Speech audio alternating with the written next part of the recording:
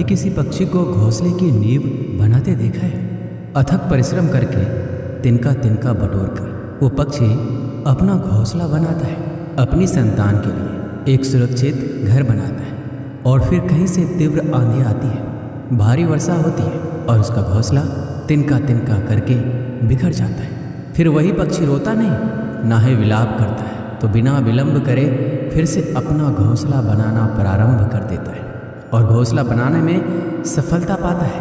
फिर हम क्यों छोटी छोटी असफलता से भयभीत होकर परिश्रम करना छोड़ देते हैं? एक बात सदा याद रखिए कि हर वृक्ष कुल्हाड़ी की एक मार से नीचे नहीं गिरता, हर चट्टान एक प्रहार से नहीं टूटती। सफलता पाने के लिए अनावरत परिश्रम करना ही मात्र एक मार्ग है। जब भी आप पढ़ाई करो तब आप ये सोचें कि आखिरी बार पढ़ रहा हूँ, कल मेरा परीक्षा है। यकीनन इस सोच के साथ की गई तैयारी एक अलग लेवल की होगी और आप बड़े आराम से परीक्षा पास कर लेंगे। श्री कृष्ण कहते हैं, संघर्ष पिता से सीखिए, संस्कार माता से, बाकी सब तो ये दुनिया सिखाई देगी। अवसर और सूर्योदय में एक ही समानता है, देर करने वाले इन्हें खो देते हैं। किसी के बुरे वक्त में उसका हाथ पकड़ो, सहारा दो और उसे हिम्मत दो, क्योंकि बुरा वक्त तो थोड़े समय में चला जाएगा, लेकिन वो आपको दुआ जिंदगी भर देता रहेगा।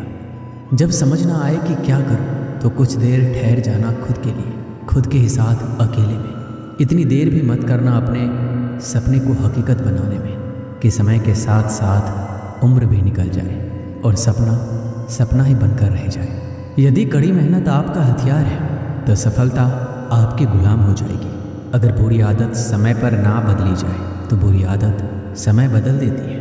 हमारी सबसे बड़ी कमजोरी हार मानने में है। सफल होने का सबसे निश्चित तरीका हमेशा एक बार और प्रयास करना है। श्री कृष्ण कहते हैं, मेरी सफलता को देखकर हैरान है बहुत लोग। किसी ने मेरे पाँव के छाले नहीं देखे। जो खो दिया उस पर कभी सोचना नहीं, जो मिल गया उसे कभी खोना नहीं। अगर सफलता पानी है तो कभी वक्त और हालात पर रोना नहीं। मंजिल दूर ही सही पर घबराना मत, क्योंकि नदी कभी नहीं पूछती कि समंदर अभी कितना दूर है। आपका भविष्य उससे बनता है जो आप आज करते हैं, कल नहीं। कामयाब इंसान खुश रहे या ना रहे, लेकिन खुश रहने वाला इंसान कामयाब जरूर होता है। बहुत कुछ बदलता है हर रोज़, लेकिन मेरे हौसले नहीं बदलते। बदलता हूँ तरीके ज़रूर, लेकिन मेरे इरादे नहीं बदलते। हर दिन एक शुभ दिन होता है, ज़रूरत है तो बस शुरुआत करने की। ज़िंदगी जीने के दो ही तरीके होते हैं, एक जो हो रहा है होने दो, बर्दाश्त करते जाओ, या फिर जिम्मेदारी उठाओ उसे बदलने की। अपनी उन्नति के लिए प्रयत्न करते रहिए। स्वयं को पतन की ओर मत ले जाइए, क्योंकि व्यक्ति स्वयं ही अपना शत्रु भी है और मित्र भी है। जीत हासिल करनी है तो हमेशा खुद से ये बोला करो। 97% लोग जिंदगी में जल्दी हार मान लेते हैं और उसी 3% लोगों के लिए काम करते हैं जो कभी हार नहीं मानते। इंतजार मत करो, जितना तुम सोचते हो जिंदगी उससे कहीं ज़्यादा तेज़ी से निकल रही है। श्री कृष्ण कहते हैं, ईमानदारी सबसे महंगा उपहार है। सस्ते लोगों से उसकी उम्मीद रखना बेकार है। किसने कहा तू अकेला है? आईने में जाके देख, दुनिया का सबसे ताकतवर इंसान तेरे सामने खड़ा है। जगह जगह प्रयास करने से अच्छा है एक ही लक्ष्य पर कड़ी मेहनत और लगन से काम किया जाए। सफलता अवश्य मिलेगी, परिंदों को मिलेगी मंजिल एक दिन। ये फैले हुए पर बोलते हैं। सुबह जल्दी सिर्फ 3 लोग उठते हैं, माँ, मेहनत और मजबूरियाँ। अपने जीवन को इतना रोशन करो कि कोई आपका परिचय देते हुए गर्व महसूस करे। जो सच में कुछ पाना चाहता है उसे पाने के लिए आखिरी दम तक लड़ता रहेगा। हो चुका आगाज रंग का, युग बदलने की तैयारी, जीत उसी की होगी जिसका संघर्ष है जारी। हिम्मत का मतलब डर का ना होना नहीं है, बल्कि ये सोचना है कि डर से भी ज़्यादा जरूरी कुछ और है। खुद की तरक्की में इतना समय लगा दो कि किसी और की बुराई का वक्त ही ना मिले। बदल जाओ वक्त के साथ, या फिर वक्त बदलना सीखो। मजबूरियों को मत कोसो, हर हाल में चलना सीखो। हर वो आवाज़ दबानी है जिसने कहा था तुमसे नहीं होगा। मेहनत कर, संयम रख, भरोसा रख, जो तेरा है तुझे मिलकर रहेगा। अगर आपकी आय का साधन केवल उसकी सैलरी है तो आप गरीबी से केवल एक कदम आगे हैं। खुद के सपनों के पीछे इतना भागो कि एक दिन तुम्हें पाना लोगों के लिए सपना बन जाए। आप सफलता तब तक नहीं प्राप्त कर सकते जब तक आप में असफल होने का साहस ना हो। श्री कृष्ण कहते हैं, मोती कभी किनारे पे खुद नहीं आते, उन्हें पाने के लिए समंदर में उतरना ही पड़ता है। अगर आप कुछ ऐसा पाना चाहते हैं जो आपने पहले कभी नहीं पाया, तो आपको कुछ ऐसा करना पड़ेगा जो आपने पहले कभी नहीं किया। नींद से इतना भी प्यार ना करो कि मंजिल भी ख्वाब बन जाए। अगर आप सकारात्मक बोलोगे तो आपको सब सकारात्मक ही दिखेगा। अपने दिमाग को हर स्थिति में अच्छा देखने के लिए ही प्रशिक्षित करें।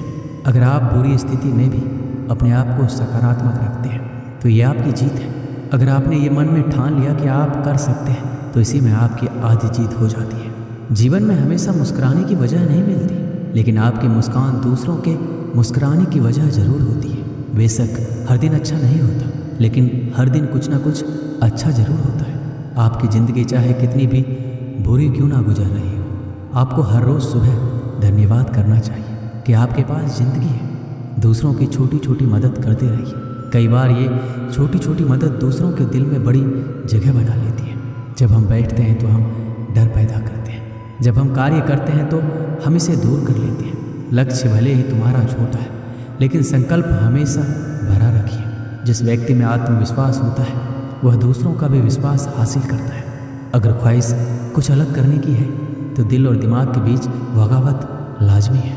सोच की वजह से कोई मालिक होता है और कोई नौकर। टालने वाले नहीं, कुछ करने वाले दुनिया में आगे बढ़ते हैं। जो वक्त के साथ अपने आप को बदलता है वही अपने हिसाब से दुनिया को बदल सकता है। हारता तो हर कोई है ज़िंदगी में, लेकिन जीतता वही है जो उससे सीखता है। जीतने और हारने वालों में फ़र्क बस इतना सा है, हारने वालों ने हार मान ली और जीतने वालों ने हार नहीं मानी। जो आज में काम करता है वही आगे राज करता है।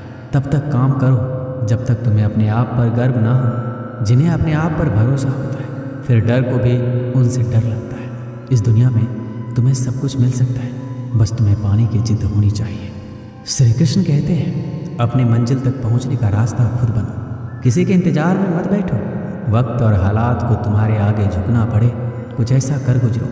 कुछ हासिल करने वाले किसी का इंतजार नहीं करते, वो बस अपने राह पर निकल जाते हैं। भीड़ का हिस्सा तो सब बनते हैं, भीड़ की वजह बनो। तुम्हारी कामयाबी सिर्फ तुम्हारी वजह से रुकी हुई है। जो व्यक्ति अपने आप से ईमानदार होता है उसे सफल होने से कोई नहीं रोक सकता। सफल वही होता है जो अपने समय की कदर करता है। जिन्हें सफल होना होता है वो किसी और चीज़ में अपना वक्त बर्बाद नहीं करते हैं। वक्त के साथ जो चलते हैं उनके पीछे पूरी दुनिया चलती है।